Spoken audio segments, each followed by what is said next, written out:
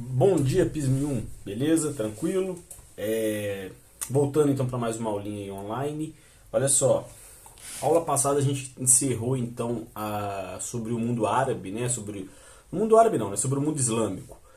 Vimos ali desde o período do surgimento do islamismo com as ideias do Maomé até o final ali com os pilares do islamismo. Falei um pouco dos sunitas e xiitas. E dentro desse conteúdo, dentro do conteúdo do PISM, né, de Idade Média, encerra ali. Tá? Então as possibilidades de cair algo relacionado à Idade Média são partes do feudalismo, a questão ali do fim do feudalismo com as cruzadas e essa parte sobre o islamismo. Então fiquem atentos em relação a isso. Tá? Hoje a gente vai entrar então num novo período da história, na Idade Moderna. Vou começar hoje com vocês a expansão marítima europeia. Tá? Então olha só, a primeira coisa, a gente tem que entender como que houve essa transição do feudalismo para o capitalismo.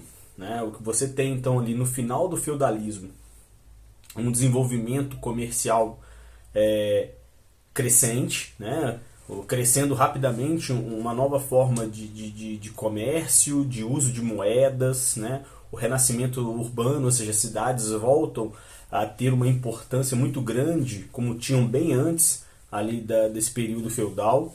E aí você vai ter o capitalismo, a ideia de você obter lucro, a ideia de você ter vantagens comerciais e tudo mais, cresce aí, né, surge aí nesse período e um dos principais momentos do capitalismo, o primeiro momento do capitalismo é esse capitalismo comercial, que é o capitalismo da expansão marítima europeia, que vai ter muita força nesse período também. Tá?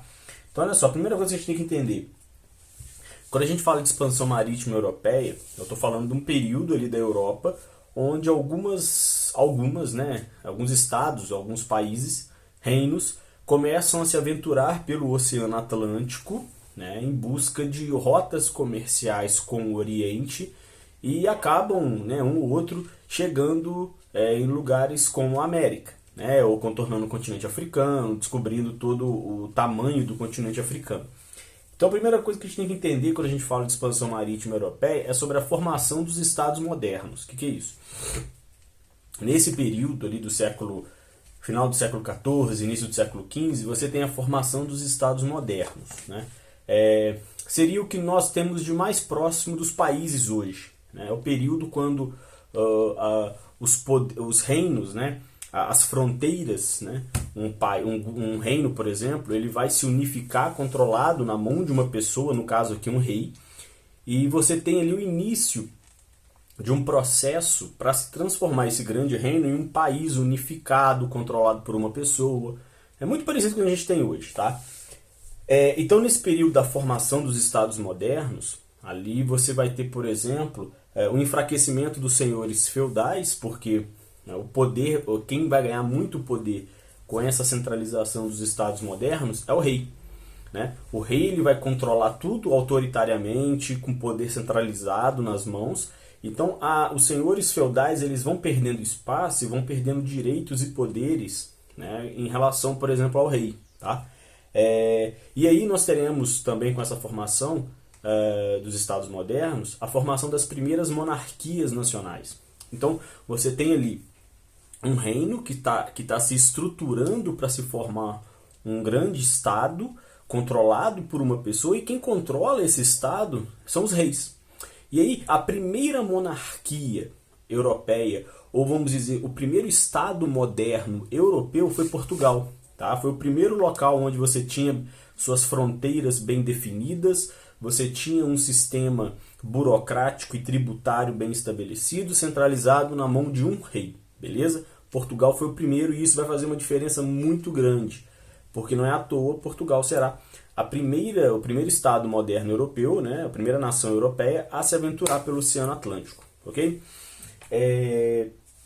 Condições que desestruturaram o feudalismo. Acabei de comentar com vocês, né, o que levou ao fim do feudalismo e para essa mudança de ideia agora adotando o capitalismo. Né? Então, por exemplo, você tem revoltas camponesas, servos que não aceitavam mais as condições de trabalho que passavam, a vida difícil que sofriam no campo, tá?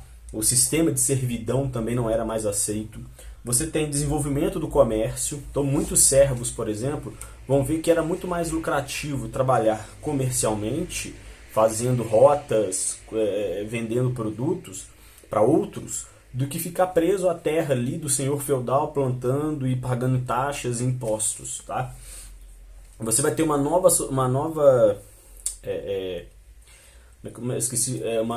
uma nova classe dentro da sociedade europeia, que antes você tinha lá naquela pirâmide o clero, a nobreza e os servos. Agora, entre nobreza e servo, você tem uma nova classe, que é a burguesia. Então, esses grandes comerciantes, ou pequenos também, né, que vão surgir devido a esse renascimento comercial que ocorre no final do feudalismo. Então, esses burgueses viviam do comércio, por exemplo, com o Oriente, entre partes da Europa, ou com o norte da África, e lucravam muito com isso. Então você tem o surgimento de uma classe bem rica aí aparecendo, né? Bem rica não, mas uma boa parte da parcela dela bem de vida, vamos dizer, né? E outra coisa, quais são as estruturas, por exemplo, desse Estado moderno que vai surgir agora, né, que vai iniciar esse processo de expansão? Por exemplo, no caso de Portugal, como que era estruturado Portugal, o primeiro Estado moderno europeu?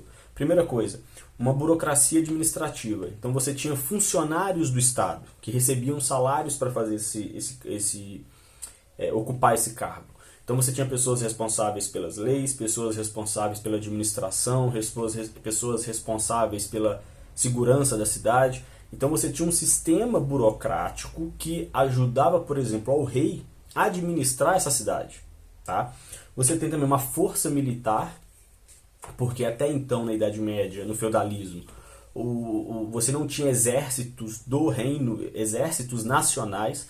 Era muito comum você pagar por mercenários lutarem para você, né, o que era arriscado, porque esse mercenário ele luta por dinheiro. Então, se o inimigo oferecer mais dinheiro, ele se volta contra você.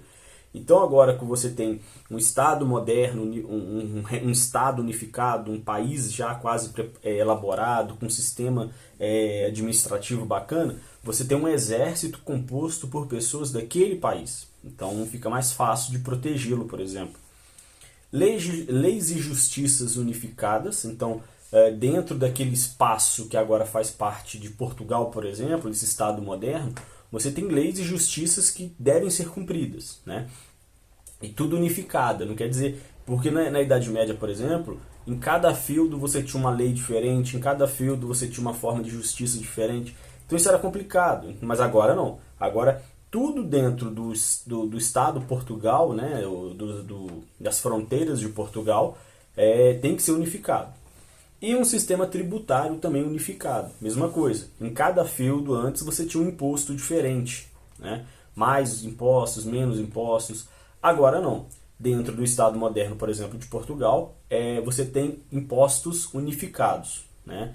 Não quer dizer que o norte paga mais que os... Não. Tudo dentro do território de Portugal, agora você tem impostos que devem ser pagos por todos, por exemplo, ou por alguma parte da população, não sei. Mas não pode ser criado outras taxas a não ser que o rei queira. Tá? Então, até o sistema de cobrança de impostos deve ser unificado no Estado moderno português, por exemplo. Beleza? Vou encerrar por aqui. Essa aula é uma introdução para o próximo conteúdo, quando a gente vai começar a ver a expansão mesmo, por exemplo, de Portugal, se aventurando pelo Oceano Atlântico, tentando contornar o continente africano, e também do caso espanhol. Beleza? Vai ter esqueminha lá para vocês copiarem no caderno no Google Sala de Aula, e essa aulinha para vocês assistirem. Beleza? Valeu!